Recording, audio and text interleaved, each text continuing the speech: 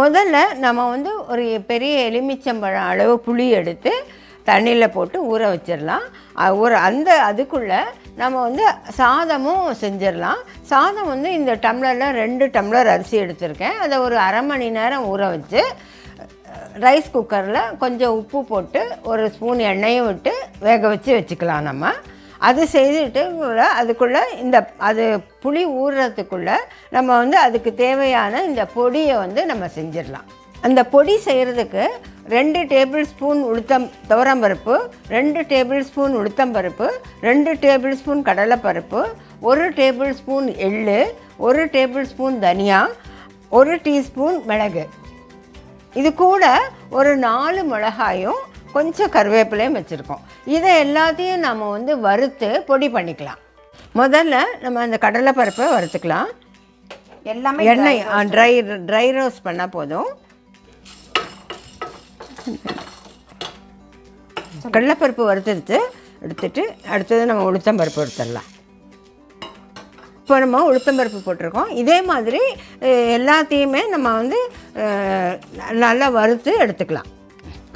நம்ம எல்லா பருப்பெல்லாம் இப்போ வறுத்துட்டோம். இப்போ வந்து நம்ம இதை வந்து பொடி செஞ்சுக்கலாம். பொடி வந்து நம்ம வந்து ரொம்ப நைஸாக பண்ண வேண்டாம், கொஞ்சம் குறைன்னு பண்ணிக்கலாம். ஆனால் பொடி பண்ணும்போது இந்த எண்ணெய் மட்டும் நம்ம கடைசியில் போட்டுக்கணும். முதல்ல எல்லாத்தையோடையும் சேர்த்து போடக்கூடாது, எண்ணெய் வந்துடும். அதனால் எண்ணெய் மட்டும் கடைசியில் போட்டுக்கலாம். இதை நம்ம கொஞ்சம் குறைன்னு பொடி பண்ணிக்கலாம். அதே சமயத்தில் புளியும் நல்லா கரைச்சி வடிகட்டி வச்சுருக்கோம். புளி நல்லா கரைச்சி வச்சுருக்கோம். ரொம்ப திக்காக வேணும்னு அவசியம் இல்லை.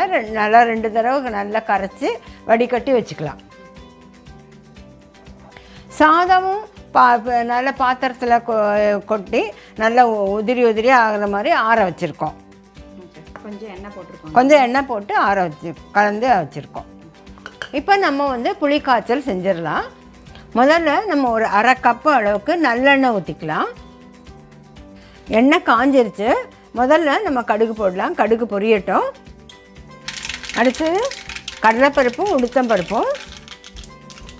இது கடலைப்பருப்பு உளுத்தம்பருப்பு நமக்கு தேவையான அந்த மாதிரி போட்டுக்கலாம். கொஞ்சம் நிறையா வேணுன்றவங்க நிறையவும் போட்டுக்கலாம்.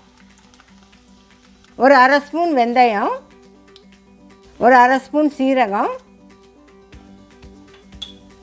நிலக்கடலை கொஞ்சம் வச்சுருக்கோம், அதை கொஞ்சம் போட்டுடலாம்.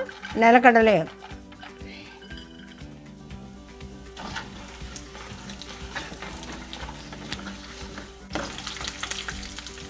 பருப்பெல்லாம் நல்லா வறுந்துருச்சு. பருப்பெல்லாம் நல்லா செவந்துருச்சு. இப்போ வந்து நம்ம வந்து அடுத்தது மிளகா வச்சுருக்கோம். காரத்துக்கு தகுந்த மாதிரி மிளகாய் நம்ம சேர்த்துக்கலாம். பெருங்காயமும் கொஞ்சம் கூட சேர்த்துக்கலாம். கடைசியாக கருவேப்பிலை.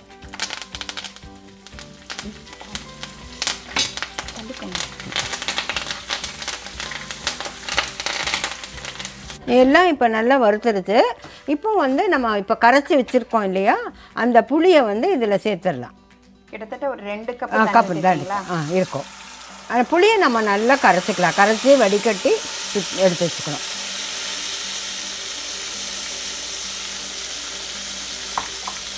இப்போ இதுக்கு தேவையான உப்பு. நம்ம நெய்வேத்தியம் செய்கிறனால நாங்கள் உப்பு பார்க்காம தான் போடுறோம். மஞ்சப்பொடியும் ஒரு அரை ஸ்பூன் போடலாம். இப்போ வந்து இது வந்து கொஞ்சம் நேரம் சிம்மில் வச்சு, கொஞ்சம் கொதி வந்தவுடனே சிம்மில் வச்சு கொஞ்சம் நேரம் நல்லா கொதிக்கணும். புளி வாசனை போகணும். இப்போ நல்லா கொதிச்சிருச்சு. நல்லா எண்ணெய் நல்லா பிரிஞ்சு வந்துருச்சு. நல்லா இப்போ நம்ம காய்ச்சல் இப்போ ரெடி ஆகிடுச்சு. இதை வந்து நம்ம இப்போ சாதத்தில் போட்டு நம்ம கலந்துடலாம். சாதம் வச்சுருக்கேன். குழம்பும் இங்கே பக்கத்தில், பொடியும் பாருங்கள் பக்கத்தில் பண்ணி வச்சுருக்கோம். பாருங்கள் கொஞ்சம் குறைப்பாக அரைச்சிருக்கோம் பொடி.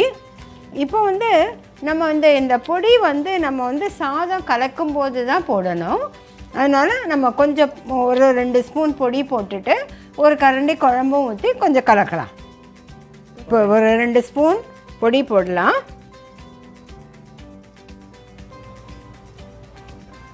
இப்போ வந்து குழம்பு இப்போ நல்லா கலந்துட்டு எல்லா பருப்பு எல்லாம் சேர்ந்து வர மாதிரி கலந்துட்டு இப்போது அந்த குழம்பு சாதத்து மேலே நல்லா பரப்பி விட்டு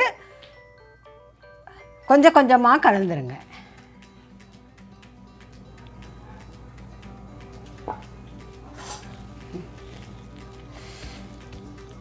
சாதம் கலக்கும்போது உடையாமல் கலக்கணும். சாதம் நல்லா உடையாமல் கலக்கணும். கொஞ்சம் மெதுவாக சாதம் உடையாமல் கலக்கணும். நம்மளுடைய சாதம் இப்போ நல்லா கலந்துட்டோம், ரெடி ஆகிடுச்சு. இதை ஒரு 1/2 hour முன்னாடியே நமக்கு கலந்து வச்சிட்டோம்னா ஒரு அரை மணி நேரம் ஊறுனா சாதம் நமக்கு ரெடி ஆகிடும். அதே மாதிரி இந்த பொடியவும் நம்ம இதை ஸ்டோர் பண்ணி வச்சுக்கலாம் மிச்சமானாக்கா. இதை நம்ம பொரியல்லாம் சேர்த்தோம்னா நல்லாயிருக்கும். முருங்கைக்கீரை பொரியல், கேழ்கீரை பொரியல், மற்றபடி இந்த பீன்ஸ் பொரியல், அந்த மாதிரி நம்ம பொரியலில் தேங்காய்க்கு பதிலாக இந்த பொடி சேர்த்து நம்ம செய்யலாம். சுண்டல் வெந்துட்டுருக்குது. இப்போ நம்ம அதை அரைக்கிறதுக்கு என்ன தேவைன்றதை பார்க்கலாம். காரத்துக்கு தகுந்த மாதிரி காஞ்ச மிளகாய் வச்சுருக்கோம், 4 பச்சை மிளகாயும் வச்சுருக்கோம், இஞ்சி கொஞ்சம் கட் பண்ணி வச்சுருக்கோம், தேங்காய் வச்சுருக்கோம்.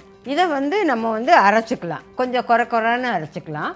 ஏன்னா நம்ம அரைச்சி போட்டோம்னா அந்த தேங்காய் சுண்டல் மேலே தேங்காயெல்லாம் ஒட்டிட்டு தனித்தனியாக பிரியாமல் அப்படி ஒட்டிட்டு நல்லா சேர்ந்த மாதிரி இருக்கும்.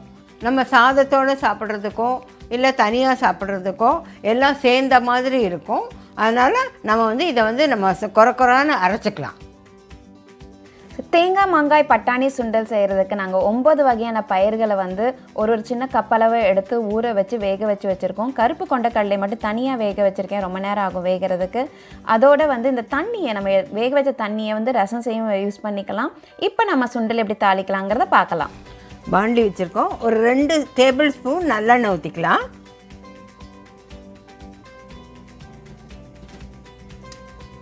எண்ணெய் காஞ்சிருச்சு, முதல்ல நம்ம கடுகு போட்டுக்கலாம். கடுகு பொரிஞ்சிருச்சு. அடுத்தது நம்ம உளுத்தம் பருப்பு, கொஞ்சம் சீரகம்,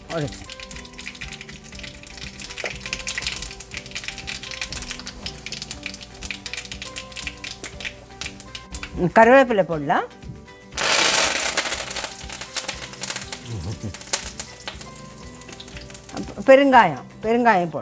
பெருங்காயம் போடலாம் நல்லா. இப்போ நம்ம அந்த அரைச்சி வச்சுருக்கோம் இல்லையா, தேங்காய் பச்சை மிளகாய் எல்லாம் அதை சேர்த்துக்கலாம்.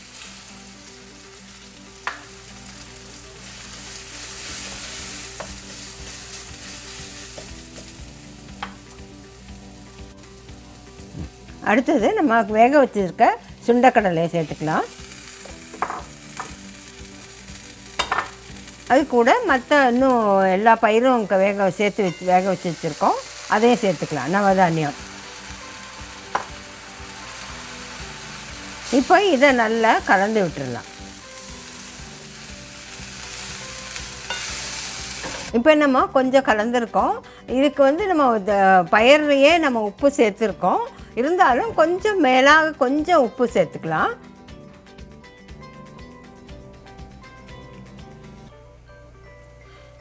இது கொஞ்சம் நல்லா சூடாகிற வரைக்கும் நம்ம நல்லா கலந்து விட்டுடலாம்.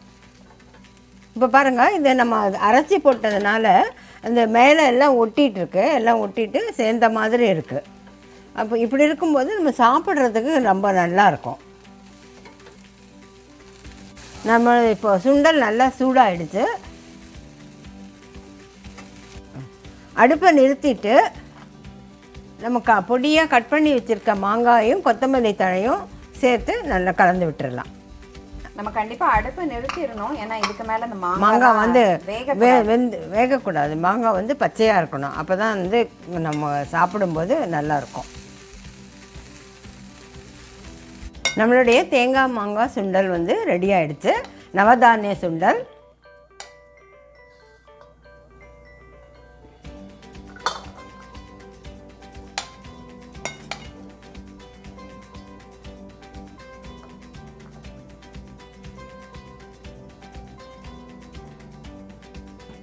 இன்றைக்கி நம்மளுடைய நெய்வேத்தியமான புளியோதரையும் நவதானிய தேங்காய் மாங்காய் சுண்டலும் ரெடியாக இருக்குது.